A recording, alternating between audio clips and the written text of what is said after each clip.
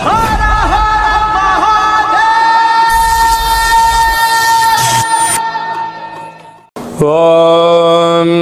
నమః శివాయ. ఓం నమో నారాయణాయ. కర్మ నివారణ నరదృష్టి నివారణ కాల భైరవాయ నమో నమః. ఓం కాళకాలాయ విద్మహే కాళాతీతాయ ధీమహి తన్నో శ్రీ కర్మ నివారణ కాల భైరవాయ నమో నమః. ఓం ఆంజనేయాయ విద్మహే వాయుపుత్రాయ ధీమహి తన్నో హనుమత్ ప్రచోదయాతు. హరి ఓం.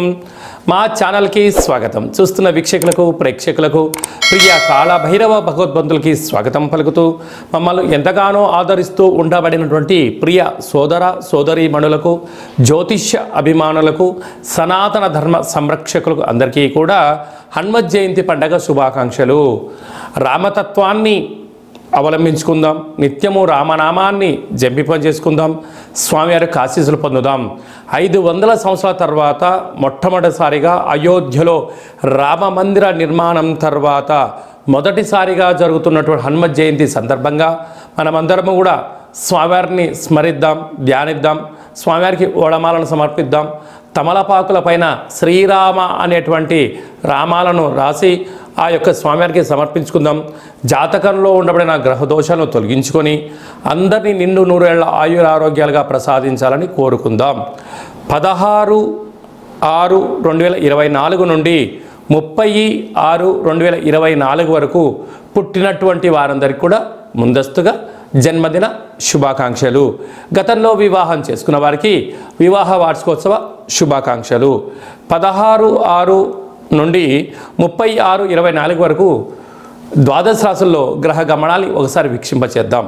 మేషరాశిలో కుజ భగవానుడు స్వక్షత్రకారకుడు, వృషభ రాశిలో గురు భగవానుడు సంచార స్థితి, మిథున రాశిలో రవి బుధ శుక్ర సంచార స్థితి, బుధుడు స్వక్షత్రకారకుడు, కన్య రాశిలో కేతు భగవానుడు, కుంభరాశిలో శని భగవానుడు స్వక్షత్రకారకుడు, మీనరాశిలో రాహు సంచార స్థితితో ద్వాదశ రాశుల్లో గ్రహ గమనాలు ఈ విధంగా ఉన్నాయి.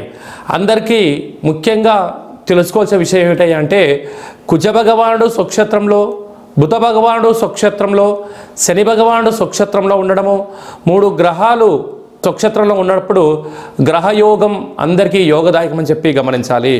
అందులో మిథున రాశిలో రవితో కలిపిన బుధ భగవానుడు అవ్వడం వలన, బుధాదిత్య రాజయోగం కారణం వలన ప్రభుత్వ ఉద్యోగ ప్రయత్నం చేసేటువంటి వారికి ఇది అందరికీ చాలా మంచి కాలము అని చెప్పి గమనించాలి.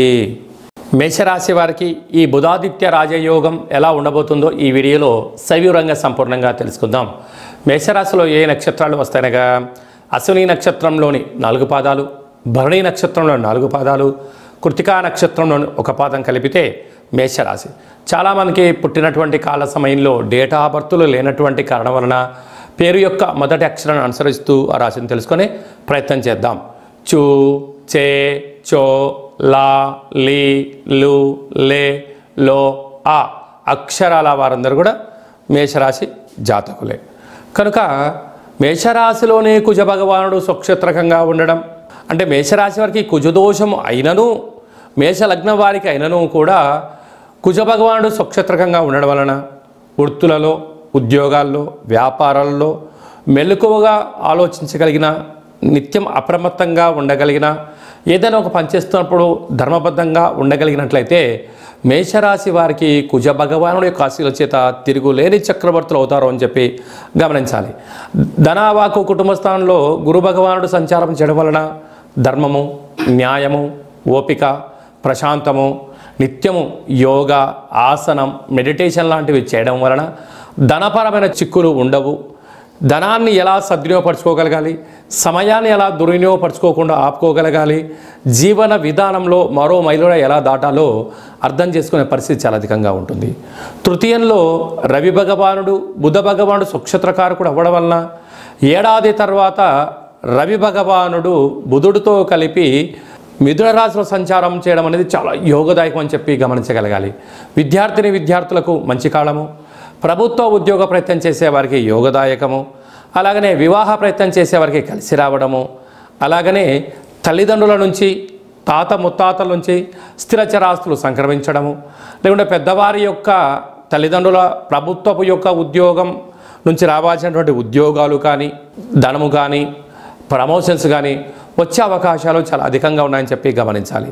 6వ స్థానంలో కేతు సంచార స్థితి ఉండడం వలన దూర, వాయు, జల ప్రయాణాలు చేసేటప్పుడు ఎన్నో రకాలమైనటువంటి ఆలోచన, అతివేగం పనికిరాదు, మౌనం అనేటువంటిది ఆయుధంగా ఉండగలిగినట్లయితే అన్నింటా విజయం మీ సొంతం అవుతుంది.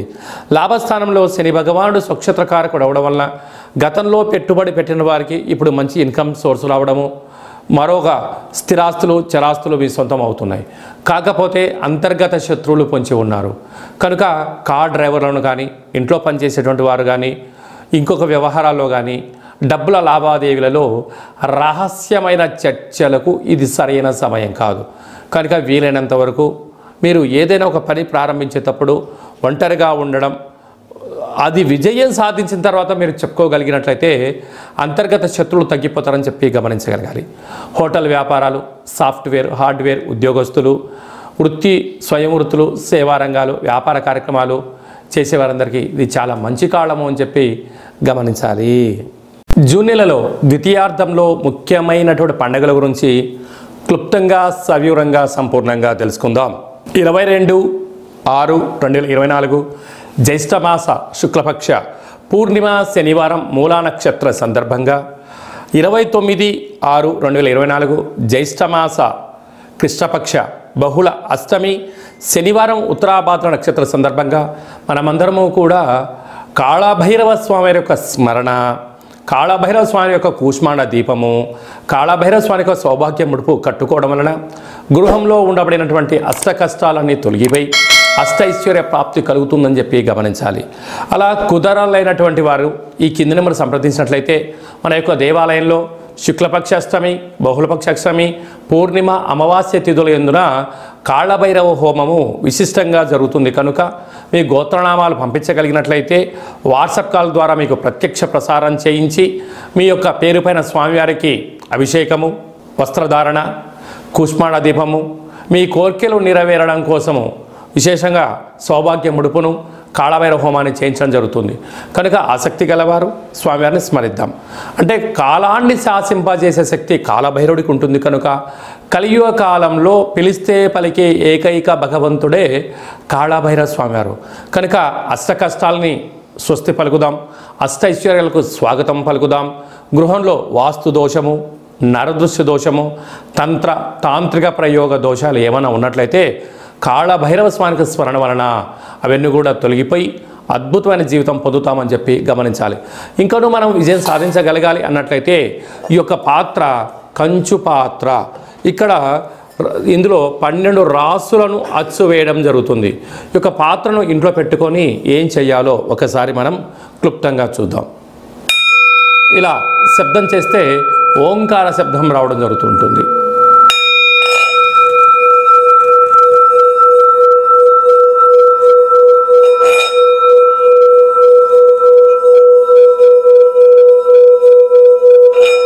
ఇలా ఓంకార శబ్దాన్ని సృష్టించడం వలన గృహంలో ఉండబడినటువంటి జ్యేష్ఠాదేవి బయటికి వెళ్ళిపోయి వీధిలో, గ్రామంలో సంచరించేటువంటి మహాలక్ష్మీదేవి అమ్మవారు మన ఇంట్లో వచ్చి స్థిరంగా కూర్చొని అద్భుతమైన శక్తి కలుగుతుంది.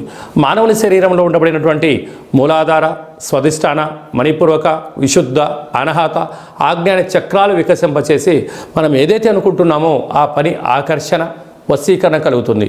విద్యార్థులకు విద్య, ఉద్యోగం రావాలనుకున్న వారు ఉద్యోగము, వ్యాపారాలు ప్రారంభించాలని వారు వ్యాపార ప్రారంభించడము, రాజకీయాలు, సేవారంగ కార్యక్రమాలు, మనం ఏదైతే అనుకొని ఆ యొక్క అక్షయపాత్ర చుట్టూ 12 సార్లు ఓం కాళభైరవాయ నమః అనే మంత్రాన్ని స్మరించడం వలన అద్భుతమైన ఆకర్షణ కలిగి ఉన్నతమైన జీవితం పొందుతామని చెప్పి గమనించాలి.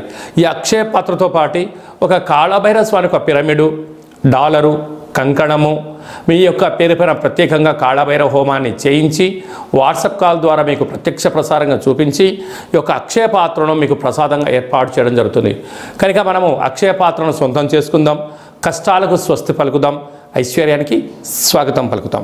అలాగే మీ వ్యక్తిగత జాతకం తెలుసుకోవాలనుకుంటున్నారా?